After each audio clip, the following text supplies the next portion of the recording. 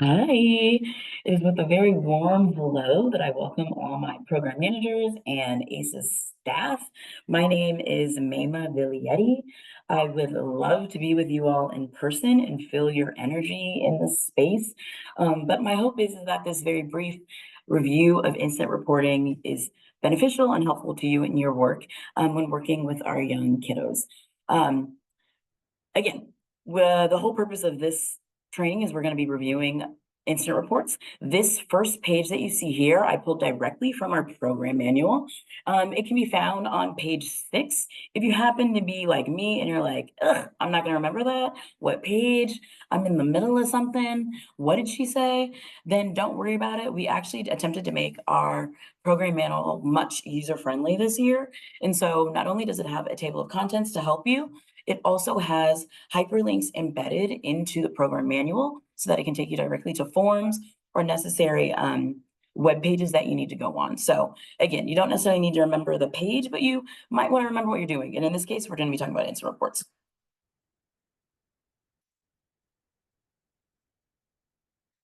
This is what an incident report looks like. I figured I'd give you all a preview. Many of you have probably seen this before if you've been in our work for a minimum amount of time and not even a long time. But for those of you that are new, this is the LPAT SUSD website. There's a tab for our agency staff and program managers. And then underneath that, you'll find another tab for incident reporting. It is a pretty simple form that has a mix of demographic information, some drop down options or checkboxes, right, where you would respond yes or no. And then really the big bulk of it that I'm going to be reviewing for you all today is this open form space that's the incident description. The purpose behind an incident report is to really document and formally keep record of any event, incident, extraordinary, odd, curious, concerning happening that took place on site that is concerning ACEs or impacts ACEs and the students and staff on site. I wanted to be careful about saying that impacts ACEs, but not that it only occurred during ACEs. Because again, for many of us as adults that work with young people in this space, we might not be first responders, but we're their first responders. We're the adult that cares about them, that they trust. And so sometimes there are sometimes events that happen during the regular school day that might trickle into ACEs or that might be impacting students or lingering with their well-being. And we want to make sure that we are still documenting that and protecting them. All right, so when to write an incident report. Again, this is not an exhaustive list. I am a firm believer in words of wisdom that I received from a previous supervisor, which really what they had said to me is if you don't document it, it didn't happen. And not to say that we aren't busy and things don't come up, but it is much more comfortable to have written it and recorded it than to be in that uncomfortable oops moment later when maybe something that occurred on site that we didn't report becomes a much larger and maybe more significant deal on campus. So when do we write it? I think the easiest one that people think about and can kind of recognize the need for is anything behavior-based, right? So classroom management concerns, safety concerns with young people, aggression to another child or adult, right? Running out of the classroom, running off of the playground or into the street, as well as intentionally injuring self in a manner that might cause serious harm to self. All of these things, I think we're pretty good at knowing like, hey, this happened on site. Let me tell my specialist and let me make sure I'm documenting it. There are other things that need to be documented as well that I wanted to highlight in this space. And so the other thing is medical injury. Anything related to medicinal and or allergic reactions, we should be documenting and keeping track of. I also want to call attention to the fact that whenever the skin barrier has been broken, visible signs of bleeding, all of those things should definitely be documented. The other one that sometimes can be a little nefarious is falls or injuries that resulted in swelling, bruising, or broken bones. Or I'm going to say any sort of injury that could later result in that. Sometimes we have instances where students are student athletes, maybe they're going hard on the soccer field, maybe they had a tumble or a little spill. And at the time, we're not sure of how far that can go, but I've also had concerns where students actually ended up going home without documentation, and those students might have had a concussion, or those students were dealing with something that was a lot much more intense or important versus this like minor, no big deal. I'd rather, again, that's one of those oopsie moments later that we would have wished we had captured at the time it occurred. Also, anytime that a school nurse, emergency personnel, or anyone of that sort is contacted or meets with student during our watch, I would make sure that we document that. And then the last one can be a little interesting, but I'm putting it on here as support. And what I mean by that is it's self-diagnosed concerns from students that are repeated. Sometimes we might have kiddos that come to us with the same ailments over and over again, perhaps at the same time of day, or maybe an example of what I'm talking about is sometimes we might have a kiddo that is nauseous right around the same time of day, or maybe their behaviors are shifting and they seem to be a little erratic around the same time of day. The reason why I say that is sometimes our kids might be on a med schedule, or there might be things happening with them that we're not sure of or aware of in their home life. And by letting the parents know and documenting this, you're keeping a tab of like a pattern, right? Something that you can inform our parents about that's happening outside of their watch. That could be really beneficial to the well-being of that student. All right, next, what to include in an incident report? What I would like to suggest is that oh, sorry, I did not mean to do that. So let's rewind that back.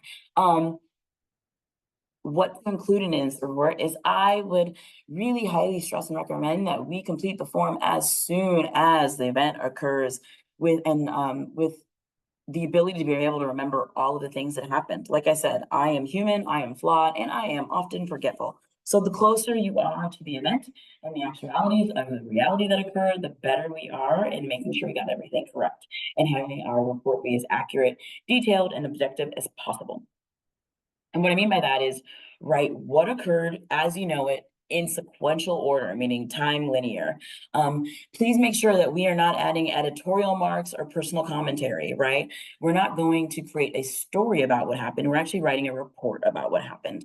And so you're going to report only what you know, and you're going to encourage the teller of the story to write the event. But should that be unavailable, only write what was reported. Sometimes, again, right, our team leaders might be hearing the story through a third or fourth party. There's oftentimes rumors, we know the telephone train that might happen on campus.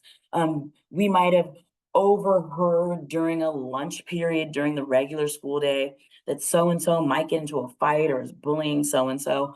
You aren't going to say that you know this happened. What you're going to say is it was overheard or it was reported to me or team leader was made aware of this and I, as program manager, am recommending this report at blah, blah, blah, blah, blah. Again, you want to set the scene. Where did the event take place? What time did the event occur? And who was involved? Again, you guys are the ones keeping our incident reports. And I don't want to assume that what's happening is taking place during ACE's time. Because again, our kids are on campus for a long time and they trust us and they're coming to us sometimes with things that have occurred during the regular school day. So keeping track of the time of the event, or at least the time it was told to you, is important.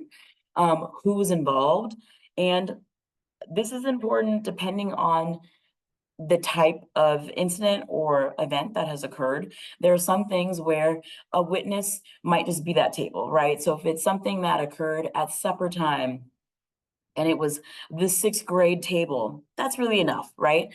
But there are certain things that might have more complex issues and or investigations, and having a witness stated or witness report could be beneficial to that documentation later on. Again, I think that as program managers, most of you are pretty good at making sure we are covering what happened, when it happened, and all that good stuff. But I also want us to be better about highlighting why we're on site, why our kids support us and think that we are a safe space, by also sharing what our response is, right? So what did staff do about the event? Was it just that they were there and they reported it? Was it that staff intervened and separated students? Was it that staff at that time intervened and separated students and then recognized, you know what, there are an ongoing pattern of fights at the basketball court and I need to make sure that I am adding additional staff supervision. Maybe we have come up with a peer mediators group to make sure that students know how to solve, identify, and also resolve their own problems, right? Or maybe it's long term that you guys are like, you know what? There has just been an issue of kids not being nice to each other. And during enrichment time, we want to bring in more activities that address school climate. Sometimes I think that we're really good about focusing on what happened with young people, and we maybe don't always highlight what we're doing and how we're imparting and educating young people on how to better take care of themselves and support them during that time. So please make sure that you're also capturing staff response to whatever occurrence has happened that you're documenting in the incident report. And then lastly, any action items or next steps. What now? Is follow-up needed? When will this event be over or corrected? Consider this your pin or your post-it, right? Like there are times when, you know what, you recognize that there was an incident or something happened and you're like, man, I need to talk to the principal. Or after this incident, it would be really important for me to also refer to a previous incident that occurred because I think these two things are important and I'm going to share this information with their teacher. Making sure again that we are highlighting and also documenting our response is important. All right, now next, what do I do after I've done the incident report?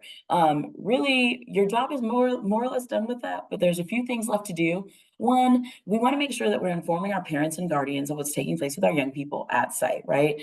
Our parents and guardians are our biggest allies, and they can help to support us on the needs of their young person that they love and they know so well. But on the flip side, right, we're also a safe person and a mentor on campus, and we get to see their kids for a big bulk of the day and amount of time where they don't get to.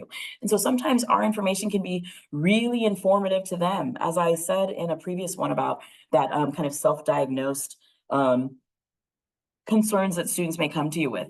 I had one that I just had a kiddo once that was coming to me every time around the same time of day with this headache or nausea. And I was able to share that with their parent and guardian. And it really came down to that the student was actually on a med change. And the parent didn't know because when the student's coming home, they're thinking it was late, right? And it wasn't that the student was nauseous, but that they're tired. And so sometimes our information can really color the ways in which our families and our guardians also support our young people. The other thing we want to make sure that we're doing is our relationship, meaning ours, your specialist and you is important. Make sure you're telling us what's going on. Anytime you feel like you need to write an incident report, anytime there's something that happened that you are curious about, concerned about, or you have a question about, and you're like, should I write this or what do I do with this? Please, please, please make sure you're communicating and contacting your area specialist as well as your agency supervisor to discuss the concern and figure out what our next step should be. The other piece I want to make sure of is sometimes in that drop-down menu, you'll find a follow-up needed box. Let's make sure that when we're checking that, we're doing the necessary steps to make sure that we're doing the things that we said we were going to do and following through with that support.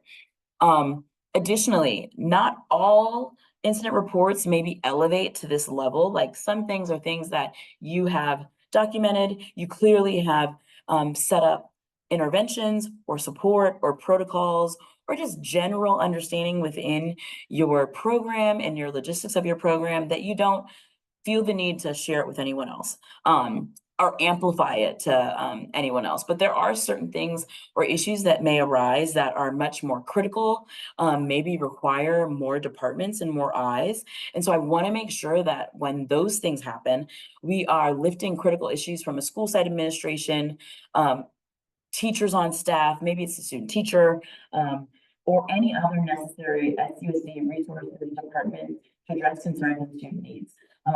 For instance, I know sometimes we are in the after school space, we might have a shared community park, or there might be an entrance that you think is exposed and concerned. That isn't something that you just write one time and tell your specialist about. That might be something that you need to include and rope in Parks and Rec. It might be something that you need to bring in safe schools. It might be something you want to talk to the principal about. Like, how do we address this, right? That's not just an ACEs issue. That's really more of a community triage type of concern. And then lastly, what to do with an incident report now that it's done. Incident reports are, again, an ongoing line of documentation. They are automatically sent to your YDSS specialist digitally. Following a report submission, your YDSS specialist may choose to respond to you directly and or within the database. So be sure to check LPAT for any follow-up notes, suggestions, or questions. Please maintain and retain all documentation in accordance with district guidelines. And also, this is a formal documentation, so please put your best foot forward when it comes to professionality and the way you're writing it. It's a conversation between you and your specialist and your agency supervisor. But again, sometimes this conversation can become a little bit more important when it has been maybe subpoenaed or lifting to the value or degree of maybe like a legal document.